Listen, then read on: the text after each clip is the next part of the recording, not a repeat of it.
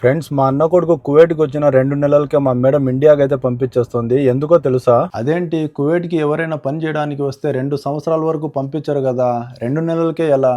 Something is fishing. పని చేయలేకపోతున్నాడేమో, లేకపోతే మెడికల్లో fail అయ్యాడేమో, లేకపోతే ఏదైనా తప్పు చేశాడేమో కువైట్ వాళ్ళు పంపించేస్తున్నారేమో. అలా అనుకునే వాళ్ళు ఈ వీడియో లాస్ట్ వరకు చూడండి, మీకే ఒక క్లారిటీ వస్తుంది. సో ఫ్రెండ్స్, మ్యాటర్ ఏంటంటే మా మేడం కి ఇంట్లో వంట మనిషి కావాలి, కాకపోతే వీసా ఇవ్వడానికి లిమిట్ అయితే లేదు. మా సార్ కి తెలిసిన వాళ్ళ కంపెనీలో హెల్పర్ గా వీసా ఉంటే తీసి పంపించారు. ఆ కుర్రోడు అప్పో సప్పో చేసి మెడికల్, స్టాంపింగ్, పీసీసీ అన్ని చేపించుకొని కువైట్ కి అయితే వచ్చేసాడు. వచ్చిన వెంటనే మెడికల్ చేపించేసి ఇకమ్మ కొట్టండి అని కంపెనీలో అడిగితే కాస్త ప్రాబ్లం జరుగుతుంది, వెయిట్ చేయండి అని చెప్పారు.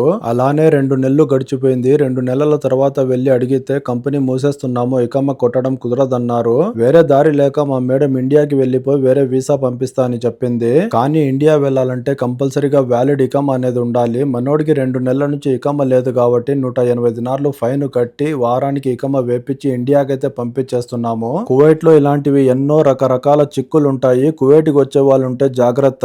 ఇలా వచ్చిన 2 నెలలకే ఇండియా వెళ్ళిపోతున్నాడంటే ఏదో తప్పు చేశాడు, ఇంటికి వచ్చేసాడు అనుకుంటూ ఉంటారు. ఏం జరిగిందో తెలియకుండా ఒకరిని తప్పు పట్టడం కరెక్ట్ కాదని నా feeling. Thank you for watching. See you again. Subscribe.